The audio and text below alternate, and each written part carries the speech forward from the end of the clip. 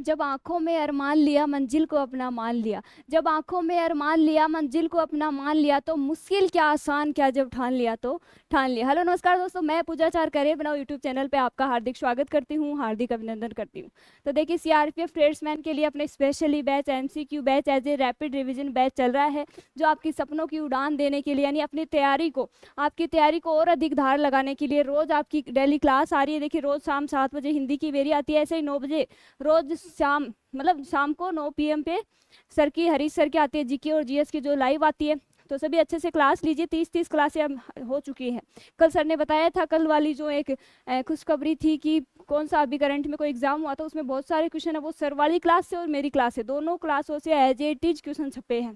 तो अच्छे से क्लास लीजिए। अपने सीआरपीएफ के लिए तो स्पेशल चल रही है, बाकी अदर कोई एग्जाम है जैसे सीआईएसएफ हो गई, बीएसएफ हो गई, एसएससी जीडी होगी, या फिर अदर कोई भी एग्जाम है जिसमें हिंदी आती है या फिर जीके आता है, उनके लिए भी क्लासेज हेल्पफुल रहने वाली है। देखिए, लेवल का ज़्यादा कुछ डिफरेंस नहीं आता है। यदि कोई हाई लेवल की भी एग्ज़ाम है वो लोग भी देख सकते हैं। कैसे? क्योंकि देखिए, यदि कोई किसी भी एग्ज़ाम का 80% लेवल है, तो ये एग्ज़ाम है यानी कि 50-60% लेवल तो ये भी क्लियर करिए। कम से कम वो लेवल तो आपका क्लियर होना चाहिए, तभी तो आप ऊपर तक पहुँच पाओगे, यानी तभी तो आप उससे एक्स्ट्रा लेवल वाले क्वेश्चन कर पाओगे।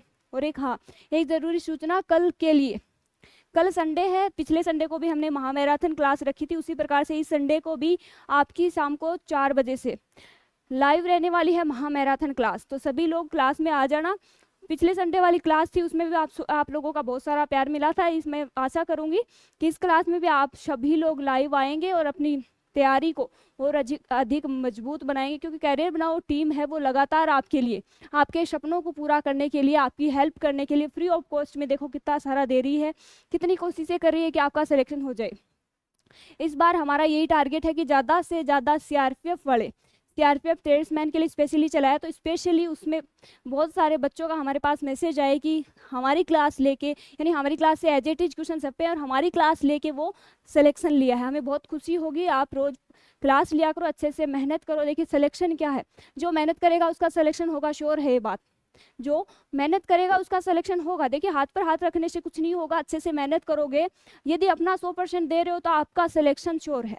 तो मेहनत कीजिए अच्छे से। देखिए, बढ़ते हैं क्लास की तरफ।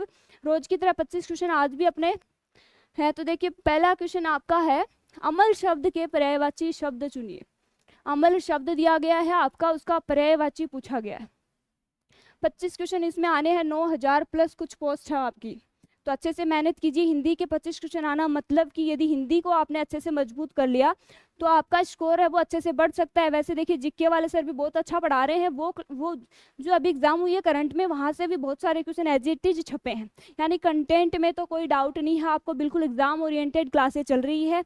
अच्छे से क्लास लो। जो भी आपके जैसे रिलेटिव हो गए या फिर जो भी आपके दोस्त हैं या फिर आपके आस पड़ोस के जो भी हैं, उनको जिनको भी मतलब इसकी तैयारी करें आपकी एग्जाम की, सीआरपीएफ की या फिर सीआईएसएफ, बीएसएफ, एसएससी, जीडी जो भी है जिसमें आपकी हिंदी और जीके आती है, वो अपनी क्लास को ज़्यादा से ज़्यादा शेयर किया करो ताकि उनकी भी हेल्प हो सके। तो देखिए, क्वेश्चन क्या था अपना, अमल शब्द के पर्यायवाची शब्द चुनिए। अमल शब्द का पर्यायवाची शब्द चुनिए। 25 क्वेश्चन आपके आने हैं। देखिए, grammar plus vocab, grammar plus vocab दोनों के बराबर बराबर क्वेश्चन आने हैं। क्या है? ग्रामर के आएंगे और वोकैब के, दोनों के बराबर बराबर क्वेश्चन आने हैं। ग्रामर में आपकी वही देखिए सेम टॉपिक रहने हैं। अगर कोई भी एग्जाम है जिसमें भी यदि हिंदी है, उसमें भी देखिए संधि हो गया, समास हो गया, उपसर्ग हो गया, प्रत्यय हो गया, फिर क्रिया हो गई आपकी।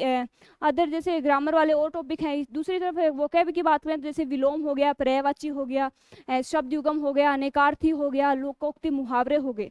सब एग्जाम में पूछे जाते हैं। देखिए, बराबर यहाँ पे जो इक्वल आएंगे, जैसे 50-50 आने का चांस है। अभी तक 50-50 क्वेश्चन है वो आपके पूछे गए हैं। तो दोनों चीज़ों पे सम्मान ध्यान देना है। एक वो रिक्त स्थान वाला क्वेश्चन पूछा है, बताया था मैंने, बार बार मैं हर सीरीज में, यहाँ पे हर क्वेश्चन सीरीज में आपके लिए लेके आती हूँ कि वो रिक्त स्थान वाला क्वेश्चन तो जरूर पूछा जाता है और उसमें रटने की कोई बात नहीं है। वो आपके कॉमन सेंस पे डिपेंड करेगा कि कितना आपको सामान्य नॉलेज है, उस हिसाब से वो आपका क्वेश्चन सही हो जाएगा। देखिए, मैं क्वेश्चन करने के भी अलग अलग तरीके बता रही हूँ। जैसे ग्रामर वाले अलग हैं, वोकैब वाले भी दो। देखिए, अगर 4 ऑप्शन किसी क्वेश्चन में आते हैं तो 2 ऑप्शन तो ऐसे होते हैं जो आपके क्वेश्चन से बिल्कुल ही सिमिलर नहीं होते हैं। दो जो क्वेश्चन है वो 2 ऑप्शन है वो मैच करते हैं। उसमें एक ऑप्शन होता है वो आंसर होता है, दूसरा कुछ कुछ वहाँ पे मैच करता है। तो क्वेश्चन करने का तरीका आपको आना चाहिए। सबसे पहले आपको क्वेश्चन है वो ढंग से पढ़ना है, बड़ी सतर्कता के साथ वो क्वेश्चन पढ़ना है, क्योंकि कई बार क्या होता है अपन जल्दबाजी में क्वेश्चन ढंग से नहीं पढ़ते हैं और वो आंसर आते हुए भी अपन गलत कर देते हैं। तो क्वेश्चन ढंग से पढ़ना है, जो पेपर है उसको बड़े पेशेंस के साथ में सोल्व करके आना है।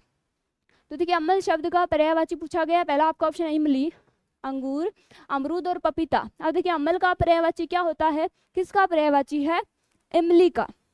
देखिए जैसे अपने साइंस में आता है ना, इमली में कौन सा अम्ल होता है, जैसे टार्ट्रिक अम्ल होता है, नींबू में सिट्रिक होता है, जैसे सिरका में एसिटिक होता है, उसी प्रकार से अम्ल शब्द का पर्यायवाची क्या है, इमली। ऑप्शन नंबर 1 है वो आपका बिल्कुल सही है। नेक्स्ट है आपका विराट शब्द के पर्यायवाची शब्द चुनिए। विराट शब्द दिया गया है आपका, उसका पर्यायवाची पूछा गया है। पहला आपका ऑप्शन है विशाल, लाभ, तीसरा है आश्रित और 4 नंबर है भविष्यकाल। देखिए विराट शब्द क्या होता है, विराट महान होता है, विशाल होता है, बड़ा होता है। पर्यायवाची पूछा है मीन्स इसके सिमिलर अर्थ कौन से होंगे, तो विराट का पर्यायवाची क्या है, ऑप्शन नंबर 1 यानी विशाल।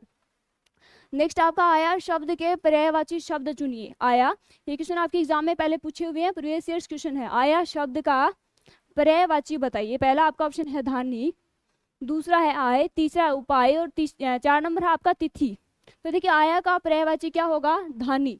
ऑप्शन नंबर 1 है वो आपका बिल्कुल सही है। नेक्स्ट है आपका निम्नलिखित में से स्पर्श व्यंजन कौन से हैं। देखिए हिंदी ग्रामर में स्वर होते हैं, व्यंजन होते हैं। स्वर कितने होते हैं आपकी हिंदी में, 11 होते हैं, यानी ए, आ, ई, उ, री, ए, ऐ, ओ, औ, यानी 11 तो आपके स्वर होते हैं। बाकी क्या होते हैं, टोटल आपके 44 होते हैं। कितने होते हैं, 44। इनमें 11 क्या होते हैं, स्वर, और 33 क्या होते हैं आपके व्यंजन होते हैं। जैसे हिंदी में कितने होते हैं स्वर, इंग्लिश में कितने होते हैं, ए, ई, आई, ओ, यू, ये क्या आपके वोवल। बाकी बचे वो क्या है आपके कॉन्सोनेंट होते हैं। हिंदी में 11 स्वर होते हैं और 33 क्या होते हैं, व्यंजन होते हैं। टोटल कितने होते हैं, 44 होते हैं। तो व्यंजन पूछा गया, स्पर्श व्यंजन कौन सा है। पहला आपका ऑप्शन है से, दूसरा है, तीसरा है ले, और 4 नंबर है आपका छ। तो देखिए छ है वो आपका स्पर्श व्यंजन है। बात करें से, श और श की, ये क्या है आपके उष्मीय व्यंजन है। क्या है, उसमें व्यंजन है। बात करें येरे लेवे की, तो ये क्या है आपके अंतस्थ, अंतस्थ व्यंजन है। ये है आपके अंतस्थ व्यंजन, यानी य, व, रे और ले, ये आपके अंतस्थ। शर से वाले हैं आपके उष्मीय, और स्पर्श व्यंजन कौन से हैं, च वर्ग क्या है आपका स्पर्श व्यंजन। तो यहाँ पे ऑप्शन नंबर 4 है, यानी 6 क्या है आपका स्पर्श व्यंजन है। नेक्स्ट आपका निम्नलिखित में से कौन सा तत्सम शब्द है। देखिए हिंदी में अलग अलग शब्दों को डिवाइड किया गया है। जैसे एक तो हो गया आपका तत्सम, एक हो गया आपका तत्सम, एक है आपका तद्भव, एक होता आपका देशज, और एक होता आपका विदेशज। विदेशज में बात करें तो देखिए जैसे अरबी हो गया, फारसी हो गया, और जैसे जापानी हो गया, पुर्तगाली हो गया, आपका अंग्रेजी हो गया। यानी कि अलग अलग देशों से ग्रहण किए गए शब्द ही क्या होते हैं, विदेशज शब्द। जैसे देशज शब्द क्या होते हैं, जो अपने देश में यानी अपने द्वारा जो वर्ड बोले जाते हैं वो किस में आएंगे, देशज में आएंगे। तत्सम क्या होते हैं, वे शब्द जो संस्कृत भाषा से ग्रहण किए गए और बिना किसी परिवर्तन के हिंदी भाषा में उन्हें उपयोग में लिया जाने लगा, उसे क्या कहते हैं अपन तत्सम कहते हैं। बात करें तद्भव की, तद्भव भी देखिए ग्रहण तो संस्कृत भाषा से किए गए हैं, लेकिन सैकड़ों वर्षों तक उपयोग में लिए जाने के कारण, कई दिनों तक यानी बहुत लंबे अरसे तक इन्हें उपयोग में लिए जाने के कारण घिसट घिसट के, यानी इन्हें बोलने की सुविधा के आधार पर इनमें क्या कर लिया गया, परिवर्तन कर लिया गया। तो वो क्या हो गया आपके तद्भव शब्द। यहाँ पे क्या पूछा गया है, तत्सम शब्द पूछा गया है। तो देखिए पहला आपका ऑप्शन है आम्र, दूसरा है आंख, तीसरा है आंसू, और 4 नंबर है ईंट। तो देखिए आम्र जो शब्द है वो क्या है आपका तत्सम शब्द है। बात करें आंख की, आंसू की, ये क्या है आपके तद्भव शब्द है। जैसे ग्रहण तो ये भी संस्कृत भाषा से किए गए हैं, लेकिन समय के साथ इनमें बोलने और लिखने की सुविधा की दृष्टि से इनमें परिवर्तन कर लिया गया। तो ये क्या है तद्भव, आम्र क्या है आपका तत्सम। ऑप्शन नंबर 1 है वो आपका बिल्कुल सही। नेक्स्ट आपका निम्नलिखित में से शुद्ध वर्तनी कौन सी है, शुद्ध वर्तनी वाला शब्द पूछा गया है। पहला आपका ऑप्शन है देखिए अंजलि, दूसरा अंजलि, तीसरा है अंजलि और 4 नंबर है जली। अब देखिए वर्तनी की दृष्टि से आपकी एग्जाम में एक या दो क्वेश्चन पक्के पूछे जाएंगे, ये भी कंफर्म है। तो देखिए अंजलि है वो आपका वर्तनी की दृष्टि से बिल्कुल सही है। देखिए जैसे गीतांजलि हो गया, क्या हो गया, गीतांजलि हो गया। एक ये भी कई बार पूछा जाता है, एक होता है तिलांजलि, तिलांजलि, ये भी बार बार आपके एग्जाम में पूछे जाते हैं। तो अंजलि कैसे लिखा जाता है, अंजलि में ली की मात्रा क्या होती है आपकी, बड़ी होती है, और गीतांजलि में गी बड़ा होता है और ली क्या होता है, छोटा होता है। तिलांजलि में आपका ती छोटा और ली छोटा। इसी प्रकार से और शब्दों की बात करें, देखिए जैसे कुमुदिनी शब्द है वो बार बार आपके एग्जाम में पूछा जाता है। कुमुदिनी में आपका कु भी छोटा आता है, मुंह भी छोटा आता है, दी भी छोटा आता है और नी क्या आता है, बड़ा आता है। इसी प्रकार से प्रतिनिधि शब्द है एक आपका देखिए नुपुर शब्द है। नुपुर शब्द आपका बहुत बार एग्जाम में पूछा जाता है, इसको अच्छे से ध्यान में करके जाना है, यानी अच्छे से देख के जाना है। मुहूर्त शब्द, देखिए शब्द कहाँ से उठाएगा, जो अपन अपनी रोजमर्रा की जिंदगी में यानी दैनिक जीवन में जो वर्ड्स अपन यूज करते हैं वही वर्ड पूछेगा, इसीलिए अपन को हार्ड नहीं लगते हैं, लेकिन अपन उनको बोलने में भी गलती करते हैं और उनको लिखने में भी गलती करते हैं। देखिए जैसे बहुत से वर्ड हैं, देखिए जैसे बात करें त्योहार की, त्योहार और न्यौछावर शब्द है बार बार आपके एग्जाम में पूछे जाते हैं, दोनों में एक मात्रा आती है, ठीक है, ये ध्यान में रखना है। इसके अलावा देखिए श्राप शब्द है, देखिए जैसे रामायण हो गया या फिर महाभारत हो गया, जिसमें जो पुराने जो क्या बोलते हैं उनको, ज्योतिष या फिर जो बड़े पंडित होते थे वो क्या देते, श्राप देते थे, तो अपन क्या बोलते हैं उनको, श्राप बोलते हैं। श्राप नहीं होता, वो क्या होता है, शाप होता है। क्या होता है, शाप होता है, वो श्राप नहीं होता है, अपन क्या बोलते हैं, श्राप। अब एक देखिए बारात शब्द क्यों पूछा जाता है, बारात शब्द वर्तनी की दृष्टि से शुद्धि है, शुद्धि में पूछा जाता है। अपन को तो लगता है कि बारात शब्द बहुत नॉर्मल है, लेकिन बारात बोलते हैं अपन, आप नोटिस करके देखना, हमेशा अपने जो आस पड़ोस के अपने वो जो भी कोई अपने एनवायरनमेंट में जो भी लोग हैं वो भी बारात बोलते हैं, लेकिन बारात अलग होता है और बारात अलग होता है। बारात है वो तो कौन सी होती है, जो दूल्हे वाली होती है ना, दूल्हे की यानी शादी वाली क्या होती है, बारात होती है। और एक जो बारात होता है, जो बारात होता है वो क्या होता है, उसका अलग ही सेंस होता है, और अपन बारात बारात करते रहते हैं, अर्थ का अनर्थ कर देते हैं। बारात क्या होता है, शव यात्रा होती है, तो ध्यान में रखना है। बारात तो क्या है, शादी वाली यानी दूल्हे वाली क्या होती है, बारात होती है, और जो शव यात्रा होती है वो क्या होती है, बारात होती है। तो ये वर्ड्स भी देखने हैं, जैसे नुपुर, गीतांजलि, तिलांजलि, कुमुदिनी, मुहूर्त, त्योहार, न्यौछावर, शाप, बारात और बारात। यहाँ पे अंजलि कौन सा सही है, ऑप्शन नंबर 2 है वो आपका बिल्कुल सही। नेक्स्ट है आपका माता पिता शब्द में कौन सा समास है, माता पिता शब्द दिया गया है आपको, उसमें समास पूछा गया है। पहला आपका ऑप्शन है द्विगु, दूसरा है द्वंद्व, तीसरा है कर्मधारय और 4 नंबर है आपका बहुव्रीहि। देखिए समास शब्द की बात करें, दो शब्दों से मिलकर बना हुआ है, सम प्लस आस। बात करें समास कहते किसे, जहां पे भी दो पदों का मेल होता है वहां क्या होता है आपका समास होता है। समास शब्द का जो शाब्दिक अर्थ होता है वो क्या होता है, संक्षिप्त या संक्षिप्तीकरण, संक्षिप्त या संक्षिप्तीकरण। बात करें समास के विलोम की, तो समास का विलोम क्या होता है, व्यास होता है, विलोम होता है व्यास।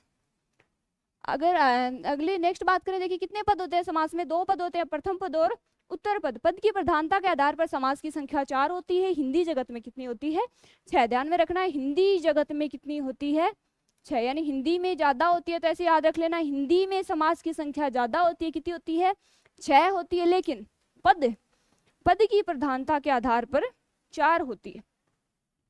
पद में खुद में कितने वर्ड हैं, 2 वर्ड है, 2 का डबल कितना होता है, 4 होता है, ऐसे याद रख लेना। पद की प्रधानता के आधार पर 4 होते हैं और हिंदी जगत में आपके 6 होते हैं। कौन से 2 समास हैं जो पद की प्रधानता के आधार पर अलग से न मान के उन्हें किसके उपभेद माने जाते हैं, उन 4 ही क्यों हो जाते हैं, 6 क्यों नहीं रहते, यानी 2 कहाँ गायब हो गए।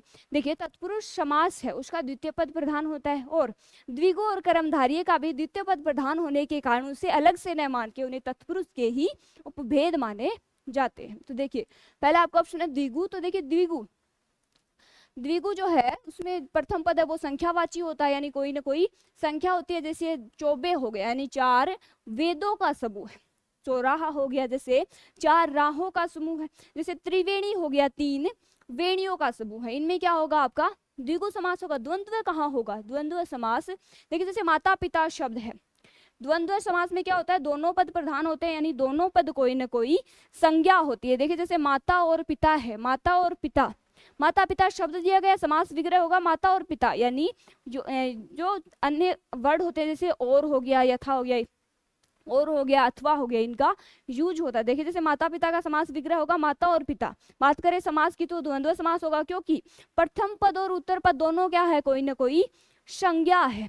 क्या है, संज्ञा। और इसमें क्या होता है, दोनों पद ही क्या होते हैं, प्रधान होते हैं। इसमें आपका द्वितीय पद प्रधान होता है, इसमें दोनों होते हैं। कर्मधारय में भी आपका क्या होता है, द्वितीय पद प्रधान होता है। बात करें बहुव्रीहि की तो इसमें कोई अन्य पद प्रधान होता है। यहाँ पे माता पिता में समास कौन सा है, द्वंद्व समास है। जो द्विगु और कर्मधारय है वो किसके उपभेद है, तत्पुरुष के उपभेद है। तो ऑप्शन नंबर 2 है वो आपका बिल्कुल सही है। नेक्स्ट है आपका दाम लगाना मुहावरे का क्या अर्थ है। दाम लगाना मुहावरे का क्या अर्थ है, पहला आपका ऑप्शन है मूल्य आंकना, दूसरा है पूरी कीमत देना, तीसरा है लागत मात्र देना, और 4 नंबर है आपका मोल भाव करना। देखिए दाम लगाना मीन्स मोल भाव करना, ऑप्शन नंबर 4 है वो आपका बिल्कुल सही है। नेक्स्ट है आपका निम्न पद्यांश को ध्यान पूर्वक पढ़िए और उसमें प्रयुक्त सही अलंकार का चयन कीजिए। मेरो मन अनंत कहाँ सुख पावे, जैसे उड़ी जहाज को पंछी फिरी जहाज पे आवे। क्या है आपका पद्यांश, क्या है, मेरो मन अनंत कहाँ सुख पावे, जैसे उड़ी जहाज को पंछी फिरी जहाज पे आवे। इसमें क्या पूछा गया, अलंकार पूछा गया। पहला आपका ऑप्शन है उपमा, दूसरा है रूपक, तीसरा है विभावना, और 4 नंबर है यमक। तो देखिए इसमें कौन सा अलंकार है, उपमा, यानी ऑप्शन नंबर 1 है वो आपका बिल्कुल सही। नेक्स्ट है आपका निम्नलिखित में से अशुद्ध वर्तनी कौन सी है। अशुद्ध वर्तनी पूछी गई है, यानी वाक्य शुद्धि पूछी गई है, सॉरी शब्द शुद्धि पूछी गई है। पहला आपका ऑप्शन है श्याम, सम्मान, सुषमर्द, और 4 नंबर आपका स्थीवर। तो देखिए श्याम हो गया और कृष्ण हो गया। कृष्ण का जो विलोम होता है वो क्या होता है, शुक्ल। क्या होता है, शुक्ल। श्याम भी क्या होता है, श्याम किसको बोलते हैं, ब्लैक को बोलते हैं, यानी कृष्ण को बोलते हैं। श्याम किसका पर्यायवाची है, कृष्ण का, और विलोम शुक्ल का। नेक्स्ट आपका सम्मान वर्तनी की दृष्टि से बिल्कुल सही है, सुषमर्द भी सही है, लेकिन स्थीवर जो शब्द है वो वर्तनी की दृष्टि से आपका गलत है। एक होता है स्थावर। क्या होता है, स्थावर। स्थावर का विलोम क्या होता है, जंगम, ये भी ध्यान में रखना है। तो स्थीवर जो शब्द है, स्थीवर, वो क्या है, शुद्ध वर्तनी वाला शब्द है। ऑप्शन नंबर 4 है वो आपका बिल्कुल सही है। नेक्स्ट है आपका शुद्ध वाक्य चुनिए। शुद्ध वाक्य चुनना है। पहला वाक्य आपका माँ बच्चे को दूध धाय से पिला रही है। नेक्स्ट है माँ बच्चे को दूध धाय से पिलवा रही है। तीसरा आपका माँ बच्चे को दूध धाय से पी रही है। और 4 नंबर है आपका माँ बच्चे को दूध धाय से चखा रही है। आंसर कीजिए फटाफट, शुद्ध वाक्य वाला बताइए, शुद्ध कौन सा वाक्य है। तो देखिए माँ बच्चे को दूध धाय से क्या करवा रही है, पिलवा रही है, ना कि पी रही है, ना कि चखा रही है, ना कि पिला रही है, क्या पिलवा रही है। धाय क्या होती है, माता होती है ना, जैसे पन्नाध्याय थी, अपने इतिहास में देखे तो पन्नाध्याय होगी कौन, यानी माता के अतिरिक्त कई बार क्या होता है, संतान की जो माता है उसकी डेथ हो जाती है तो कोई अन्य जो महिला होती है वो क्या करती है, उसका पालन पोषण करती है। जैसे धाय माँ थी, क्या कौन, पन्नाध्याय। उसी प्रकार से क्या है, माँ बच्चे को दूध धाय से पिलवा रही है। ऑप्शन नंबर 2 है वो आपका बिल्कुल सही है। नेक्स्ट है आपका निम्नलिखित में से कौन सा शब्द है वो भेद शब्द का अनेकार्थक नहीं है। भेद शब्द दिया गया है उसका अनेकार्थक नहीं है, पूछा गया है। पहला आपका ऑप्शन है फूट, दूसरा है रहस्य, तीसरा है छेदन, और 4 नंबर है आपका दर। तो देखिए फूट, रहस्य, छेदन, ये क्या है, भेद के क्या है, अनेकार्थी शब्द है। दर है वो क्या है, इनसे रिलेटेड नहीं है। ऑप्शन नंबर 4 है वो आपका बिल्कुल सही है। नेक्स्ट है बादलों के समूह को क्या कहते हैं। बादलों के समूह को क्या कहते हैं। पहला आपका ऑप्शन है राशि, दूसरा है गुच्छा, तीसरा है घटा, 4 नंबर आपका अंबर। अब देखिए अंबर हो गया, ये किसका पर्यायवाची है, बादल का। देखिए अंबर, बादल का आकाश, आकाश, नीरद, ये क्या है, बादल के पर्यायवाची। यहाँ पे क्या पूछा गया, बादलों के समूह को क्या कहते हैं। तो बादलों के समूह को क्या कहते हैं, घटा कहते हैं। ऑप्शन नंबर 3 है वो आपका बिल्कुल सही। नेक्स्ट है आपका निम्नलिखित अनेक शब्दों के बदले एक शब्द लिखे। नपा तुला खर्च करने वाला, वाक्यांश के लिए एक शब्द पूछा गया है। पहला आपका ऑप्शन है कृपण, दूसरा है मितभाषी, तीसरा है मितव्ययी, और 4 नंबर है आपका कंजूस। तो देखिए नपा तुला खर्च करने वाला कौन होता है, मितव्ययी होता है। देखिए जो कम कंजूस होता है उसी का समानार्थक यानी पर्यायवाची क्या होता है, कृपण होता है। लेकिन क्या है, मितव्ययी क्या होता है, जो नपातुला खर्च करने वाला होता है। कृपण का क्या होता है, ये विलोम होता है। जो मितव्ययी है वो क्या होता है, नपातुला खर्च करने वाला। मितभाषी क्या होता है, मितभाषी हो गया, मृदुभाषी हो गया, जो मीठा बोलता है यानी जो बहुत कम बोलता है और अच्छा बोलता है, वो क्या होता है, मितभाषी। तो यहाँ पे नपातुला खर्च करने वाला मीन्स मितव्ययी। ऑप्शन नंबर 3 है वो आपका बिल्कुल सही। नेक्स्ट है आपका, नास्तिक शब्द का सही अर्थ क्या है। नास्तिक शब्द दिया गया है, उसका अर्थ पूछा गया है। पहला आपका ऑप्शन है जिसका कोई अस्तित्व न हो। नेक्स्ट आपका ईश्वर पर विश्वास करने वाला। तीसरा आपका ईश्वर पर विश्वास नहीं करने वाला। और लास्ट है आपका उपरोक्त में से कोई नहीं। तो देखिए, एक तो होता है नास्तिक और एक होता है आस्तिक। आस्तिक कौन सा होता है, जो ईश्वर पर विश्वास करता है। नास्तिक कौन सा होगा, जो ईश्वर पर विश्वास नहीं करता हो। तो ईश्वर पर विश्वास करने वाला कौन सा होगा, आस्तिक। और जो नहीं करता है वो क्या होता है, नास्तिक। क्या होगा, नास्तिक। तो क्या पूछा है, जो नास्तिक शब्द का सही अर्थ पूछा है, यानी जो ईश्वर पर विश्वास नहीं करता। ऑप्शन नंबर 3 है वो आपका बिल्कुल सही है। नेक्स्ट है आपका, उद्गम शब्द में कौन सा उपसर्ग है। पहला आपका ऑप्शन उपसर्ग पूछा गया। देखिए, वे शब्दांश जो किसी शब्द के पूर्व में जुड़ के उसके अर्थ में परिवर्तन कर देते हैं वो क्या होते हैं, उपसर्ग होते हैं। पहला आपका ऑप्शन है, किसमें पूछा गया, उद्गम शब्द में।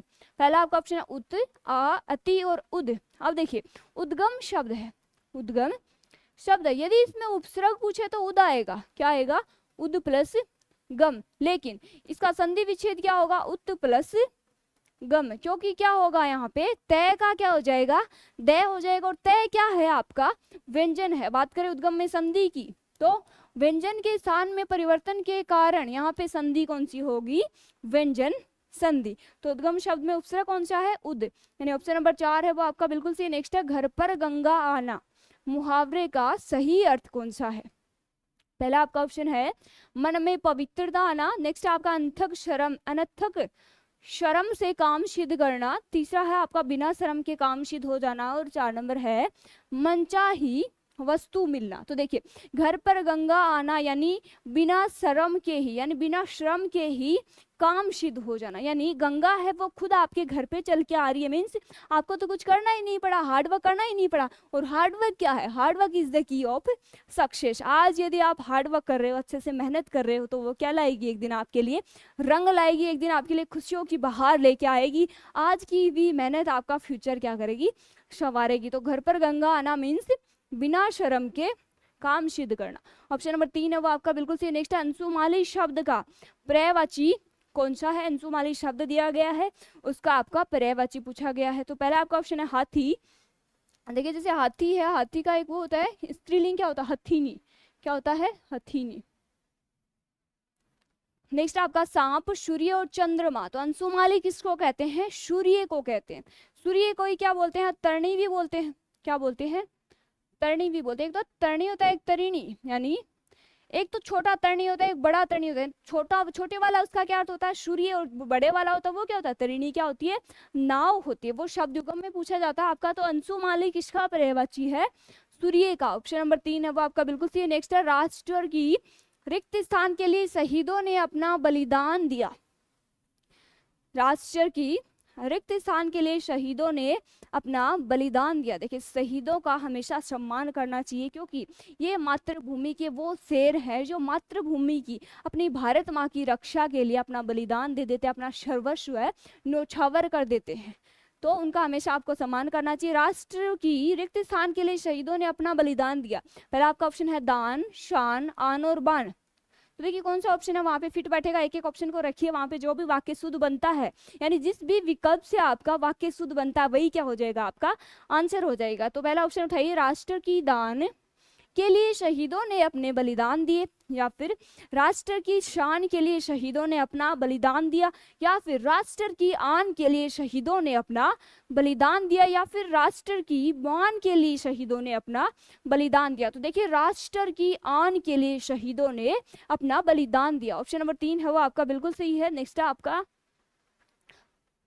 नेक्स्ट है राजमहल में कौन सा समास है? राजमहल शब्द दिया गया है, उसमें आपका समास पूछा गया है। पहला आपका ऑप्शन है तत्पुरुष, दूसरा है बहुव्रीहि, तीसरा है कर्मधारय और 4 नंबर है द्विगु। अब देखिए राजमहल, तत्पुरुष समास कौन से होते हैं? जिनमें कारक चिन्हों की प्रधानता होती है, तो तत्पुरुष को क्या कहते हैं? कारकीय समास भी कहते हैं। नेक्स्ट है आपका बहुव्रीहि, बहुव्रीहि को क्या कहते हैं? बहुव्रीहि क्या होता है? इसमें कोई अन्य पद प्रधान होता है, यानी किसी अन्य शब्द के लिए, यानी कि किसी अन्य यानी तीसरे ही पद के लिए रूढ़ होते हैं। और कर्मधारय को क्या कहते हैं? समानाधिकरण समास भी, समानाधिकरण समास भी कहते हैं। क्यों? क्योंकि कर्मधारय समास में किसकी प्रधानता होती है? कर्मधारय समास में 4 चीजें होती है। क्या क्या होती है? एक तो क्या होता है? विशेष्य होता है, एक विशेष्य होता है, एक विशेषण होता है, एक विशेषण होता है, एक उपमेय होता है, एक उपमेय होता है, एक उपमान होता है। ये 4 चीजें होती हैं। या तो देखिए किसी शब्द को यानी संज्ञा या सर्वनाम को किसी की अन्य संज्ञा सर्वनाम की उपमा दी जाती है, या फिर क्या बताई जाती है? वहां पे विशेषता बताई जाती है। जैसे महादेव शब्द हो गया, महान है जो देव, यानी देव की क्या बताई गई है? विशेषता बताई गई है। देव क्या है? महान है, तो महान क्या है? विशेषता। बात करें समास की तो कौन सा हो जाएगा? कर्मधारय समास। नेक्स्ट आपका द्विगु, इसे क्या कहते हैं? संख्यावाची समास भी कहते हैं। द्विगु को क्या कहते हैं? संख्यावाची समास भी कहते हैं। क्यों? क्योंकि इसका प्रथम पद क्या होता है? कोई ना कोई संख्या होती है। देखिए जैसे चौराहा शब्द आ गया, चौराहा हो गया आपका, त्रिवेणी हो गया, संकलन त्रिय हो गया, जैसे 3 संकलनों का समूह, यानी संपादक त्रिय हो गया, यानी 3 संपादकों का समूह है। देखिए जैसे अष्टाध्यायी शब्द है, इसमें आपका द्विगु भी हो सकता है और इसमें बहुव्रीहि भी हो सकता है। अष्टाध्यायी शब्द, इसमें आपके ऑप्शन के हिसाब से आंसर होंगे। यदि आपके ऑप्शन में द्विगु दिया गया है तो द्विगु हो जाएगा, और यदि ऑप्शन में द्विगु नहीं है तो यहाँ पे बहुव्रीहि भी हो सकता है। कैसे? क्योंकि अष्टाध्यायी क्या एक रचना है जिसके रचनाकार कौन है? पाणिनि, यानी रचना विशेष होने के कारण यहाँ पे पाणिनि द्वारा रचित एक रचना अष्टाध्यायी होने के कारण इसमें बहुव्रीहि समास भी हो सकता है। कब? जब ऑप्शन में द्विगु समास नहीं दिया गया हो। तो क्या पूछा गया है? राजमहल में कौन सा समास है? राजा का महल, तो कारकों की प्रधानता वाला समास कौन सा है?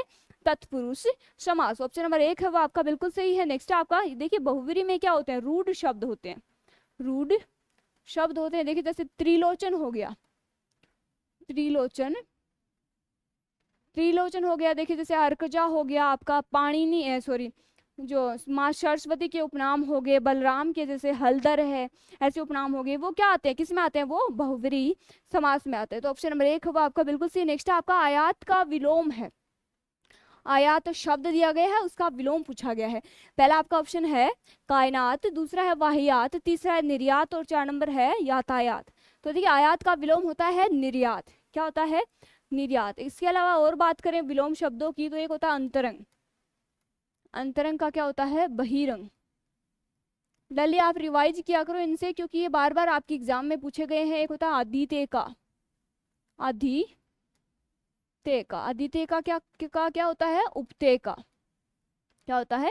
उपते का। एक होता है उपसर्ग का परसर्ग, ये तो आपको ध्यान में रखना ही, उपसर्ग का प्रत्यय नहीं होता, उपसर्ग का क्या होता है? परसर्ग होता है। ठीक है। इसके अलावा बात कर देखिए उन्मुख हो गया, जैसे उन्मुख का क्या होता है? विमुख होता है। इसके अलावा जड़ का क्या होता है? चेतन होता है, जड़ का आपका चेतन होता है। स्थूल का क्या होता है आपका? सूक्ष्म, यानी सूक्ष्म का क्या होता है? स्थूल होता है। ठीक है। ये इसके अलावा बाकी और भी बहुत सारे विलोम शब्द देखिए, जैसे अज्ञ हो गया, अज्ञ क्या होता है? जानकार, अज्ञ का विज्ञ। एक होता है अभिज्ञ, अज्ञ का अभिज्ञ नहीं होता है, विज्ञ का भी अभिज्ञ नहीं होता है। विज्ञ का क्या होता है? अनभिज्ञ होता है। क्या होता है? अनभिज्ञ। एक सदाचार होता है, सदाचार का क्या होता है? कदाचार होता है।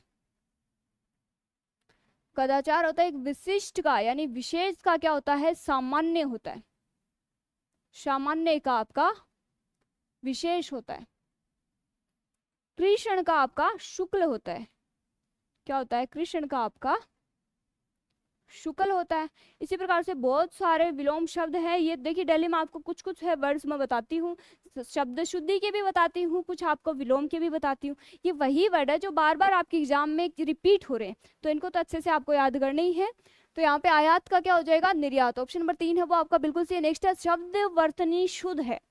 वर्तनी की दृष्टि से शुद्धि है, शुद्धि का पूछा गया क्वेश्चन। चारों ओर उज्जवल चांदनी फैली थी, तो यहाँ पे कौन सा शब्द है जिसे वर्तनी की दृष्टि से शुद्ध पूछा गया है, उज्जवल शब्द। पहला आपका ऑप्शन है उज्जवल, दूसरा है उज्जवल, तीसरा उज्जवल और 4 नंबर है उज्जवल। क्या है, उज्जवल, यानी जय पूरा दिख लिख रहा है, फिर जय आधा।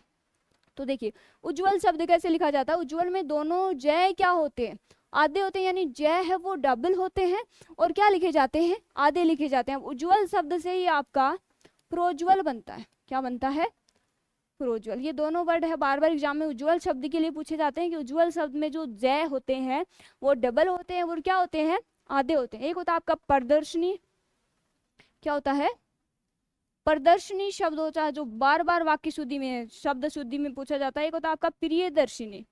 ये दोनों शब्द है वो शी की मात्रा के लिए पूछे जाते हैं। देखिए प्रदर्शनी होता है ना कि प्रदर्शिनी। क्या होता है, प्रदर्शनी होता है। एक होता है आपका प्रियदर्शिनी।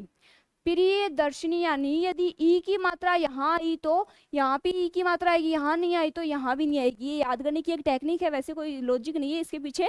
प्रदर्शनी होता है और दूसरा क्या होता है, प्रियदर्शिनी होता है। एक प्रतिनिधि होता है जिसमें ती और नी क्या होता है, छोटे आते हैं। तो ऑप्शन नंबर 2 है वो आपका बिल्कुल सही है। नेक्स्ट है आपका दिए गए शब्दों के पर्यायवाची बताइए।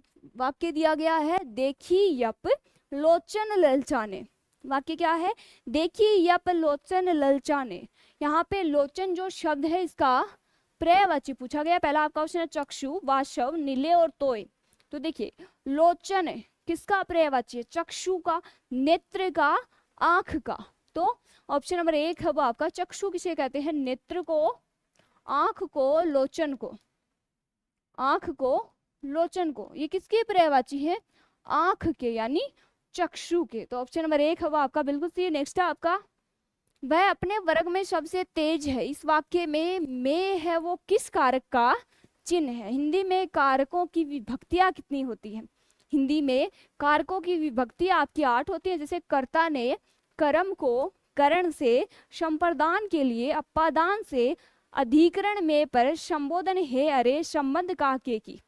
संबंध वाला पहले आएगा, यानी संबोधन और कर्ता। देखिए विभक्ति तो होती है आपकी 8, कारक चिन्ह कितने होते हैं 7, लेकिन समास के साथ 6 ही विभक्तियों का यूज होता है। और कौन से समास के साथ यूज होता है, तत्पुरुष समास के साथ। तत्पुरुष समास को कारक के समास भी कहते हैं, तत्पुरुष। ठीक है, समास के साथ 6 ही विभक्तियों का यूज होता है। कृता यानी कृता और संबोधन, ये 2 ऐसे कारक है जिनकी विभक्तियों का यूज है वो किसके साथ नहीं होता, समास के साथ नहीं होता। कृता की क्या होती है, ने होती है, और संबोधन की क्या होती है, हे अरे होती है। अब देखिए साथ ही क्यों है आपकी कारकों की विभक्ति, संबोधन है, यानी संबोधन को क्या हे अरे है, उसको विभक्तियों में काउंट नहीं किया जाता। विभक्ति आपकी 8 होती है, विभक्तियों के कारक चिन्ह 7 होते हैं, लेकिन समास के साथ 6 ही विभक्तियों का यूज होता है। कृता और संबोधन का यूज समास के साथ नहीं होता है। तो देखिए कर्म की विभक्ति होती है को, करण की होती है से, अपादान की भी होती है से, और अधिकरण की होती है में और पर। में और पर। अब देखिए करण और अपादान, करण और अपादान दोनों की जो विभक्ति है वो सेम है, क्या है, से है। जो करण वाला से है वो किसके रूप में यूज होता है, साधन के रूप में यूज होता है। ये क्या होगा, साधन, साधन के अर्थ में। जो अपादान वाला से है वो किसके अर्थ में यूज होगा, अलग होने के अर्थ में। ध्यान में रखना है, अलग होने के अर्थ में। ये से है वो बार बार तभी पूछा जाता है क्योंकि ये 2 विभक्तियों में 2 कारकों की क्या है, विभक्तियां है, लेकिन इसके अर्थ है वो क्या है, अलग है। जैसे देखिए पेड़ से पत्ते गिरे, पेड़ से पत्ते गिरे, तो यहाँ पे अलग होने का क्या आ रहा है, योग आ रहा है। अलग होने के अर्थ में यहाँ पे कौन सा कारक होगा, अपादान कारक होगा। और जो करण वाला से है वो किसके रूप में यूज होगा, साधन के रूप में। तो देखिए क्या पूछा गया है, वह अपने वर्ग में सबसे तेज है। में की विभक्ति पूछी गई है, तो में और पर किसकी विभक्ति है, अधिकरण कारक की। ऑप्शन नंबर 3 है वो आपका बिल्कुल सही, सॉरी 4 यानी अधिकरण की। अपादान तो से अलग होने के अर्थ में होता है। नेक्स्ट आपका सूर्य जिस पर्वत के पीछे निकलता है, वाक्यांश के लिए एक शब्द बताइए। पहला आपका ऑप्शन है दुर्वाचल, दूसरा है गगनाचल, और तीसरा है उदयाचल, और 4 नंबर है अस्ताचल। तो देखिए सूर्य जिस पर्वत के पीछे निकलता है उसे क्या कहते हैं, उदयाचल। क्या कहते हैं, उदयाचल। और जिसके पीछे छिपता है उसे क्या बोलते हैं, अस्ताचल। तो ऑप्शन नंबर 3 है वो आपका बिल्कुल सही है। देखिए 25 क्वेश्चन आपके हो चुके हैं पूरे। मैंने फास्ट आपको बहुत अच्छे से देखिए सारे क्वेश्चन की थ्योरी अच्छे से बता के सारे क्वेश्चन अच्छे से आपको बता दिए हैं। डेली क्लास लीजिएगा, अच्छे से मेहनत करो, बहुत कम टाइम बचा है, शायद 1 तारीख से आपकी एग्जाम है वो स्टार्ट होने वाली है। 1 तारीख से आपकी एग्जाम है वो स्टार्ट हो जाएगी। अच्छे से मेहनत कीजिए, अब बहुत कम टाइम बचा है, शायद 24 तारीख ऐसे कुछ है आज। और कल के लिए विशेष आपको खुशखबरी है, कल सीआरपीएफ के लिए, सीआरपीएफ के सुरमाओं के लिए, बाकी कोई भी एग्जाम है जिसमें भी आपका जीके, हिंदी या फिर शायद मैथ्स की भी लेंगे कल, तो जिस भी एग्जाम में ये तीनों पूछे जाते हैं सब्जेक्ट, वो कोई भी यानी कि कोई भी विद्यार्थी जो भी कंपटीशन एग्जाम की तैयारी कर रहा है और जिसके भी सिलेबस में हिंदी, जीके और मैथ्स ये तीनों है, वो कल लाइव यानी कल का सेशन लाइव रहने वाला है। महा मैराथन आपकी क्लास है, आप सभी स्टूडेंट्स की डिमांड पे करियर बनाओ टीम ने स्टार्ट की थी। पिछले संडे को भी अपनी क्लास थी, उसमें भी आप सभी का बहुत सारा प्यार मिला था। मैं आशा करूँगी कि कल वाले संडे में उससे भी ज़्यादा, उससे भी डबल आपका प्यार मिले, और हम लोग ऐसे ही आपके लिए मेहनत करते रहें, और आप भी यूं ही अपने सपनों को साकार करने के लिए अच्छे से मेहनत कीजिए। तो जुड़ना नहीं भूलना है, कल शाम 4 बजे संडे स्पेशल महा मैराथन क्लास में आपका बहुत बहुत स्वागत रहेगा। तो आपका लेक्चर हो चुका है पूरा। देखिए 30 क्लासेज हो चुकी है। प्रति क्लास देखो मैं 25 क्वेश्चन करवा रही हूँ, मल्टीप्लाई करके देखना, अपने क्वेश्चन का रेशियो देखना। बहुत सारे एग्जाम में आपके क्वेश्चन भी छप रहे हैं, तो अच्छे से क्लास लेनी है। आज का लेक्चर आपका हो चुका है पूरा। आज के लिए इतना ही, मिलते हैं नेक्स्ट वीडियो में, तब तक के लिए bye bye, take care, keep learning and keep exploring.